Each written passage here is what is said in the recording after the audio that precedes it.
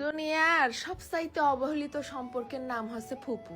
যেই বাড়িতে তার বাইরে ওঠা সেই বাড়িতেই একসময় আর তার কদর থাকে না।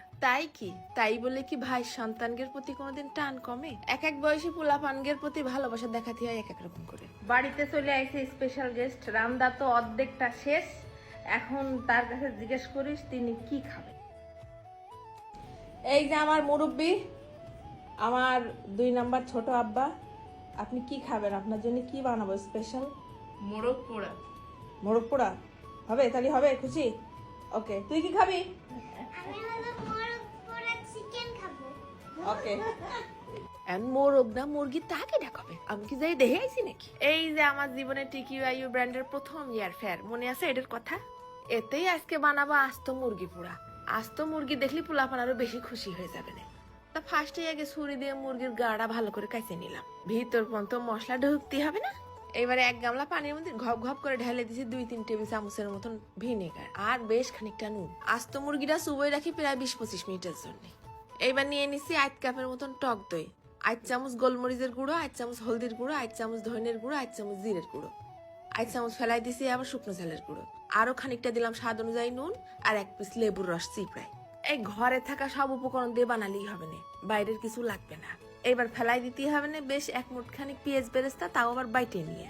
এবার ফেলাই দিলাম 1 চামচের মতন রসুন বাটা আর 1 চামচের মতন আদা বাটা। আস্ত একটা মুরগি পোড়াতে লাগিছে মাত্র 1 টেবিল চামচের মতন সর্ষের তেল। দিয়ে দিলাম আরো খানিকটা শুকনো ঝালের গুঁড়ো আর ওই যে পেঁয়াজটা বাড়তি দিলাম না ওইটুকু। ভালো করে মশলাটা সুন্দর করে মাখাই নেবো। ওই যে পাশে মুরগিটার মধ্যেও নুন ঢুকে গেছে, মুরগিটা তুলে নিয়ে এসে সুন্দর করে মুছে নিচ্ছি যেন মুরগিতে কোনো পানি না থাকে। তারপরে মশলাটা কেমন করে মুরগির গায়ে পায়ে সারা জায়গায় মাখতে হবে যেন দেখে মনে হয় রাত পোয়ালি আগামীকাল মুরগির বিয়ে। এইবার এই মশলা মাখায় রেখে দেবো আরো আধা ঘন্টা। নিয়ে নিছি টিকিউ ব্র্যান্ডের আমার ব্যবহার করা সেই প্রথম ইয়ার ফেয়ার। এর উপরেই কিন্তু সবকিছু দেয়া আছে, কয় মিনিটে মুরগি পোড়াবে, কয় মিনিটে মাছ পোড়াবে, কয় মিনিটে চিপস হবে। একদম সহজ। পাই যাবেন টিকিউ পেজে, পেজ লিংক থাকবে এই ভিডিওর ক্যাপশনে আর কমেন্টে।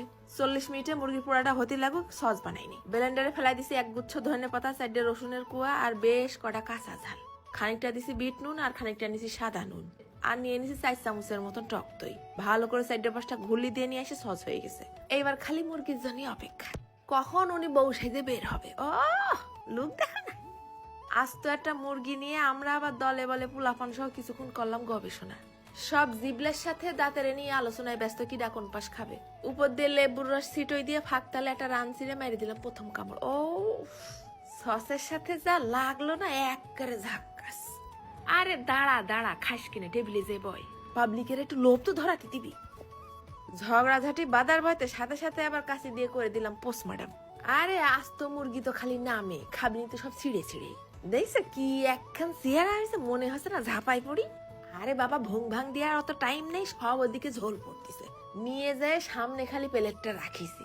ওরে খুদা, 15 মিনিটের মধ্যে থই থই করে প্লেট খালি। তা মোরগ পোড়াটা কিন্তু খালি দেখতি না, খাতিও ভারী স্বাদ লাগিছে। যারা মনে করো আস্ত মুরগি পোড়া বোধহয় অনেক কঠিন কিছু না, আরে শুনে একদম সহজ। এইরকম করে বানাই খাবি, দোকানের তা ফেল।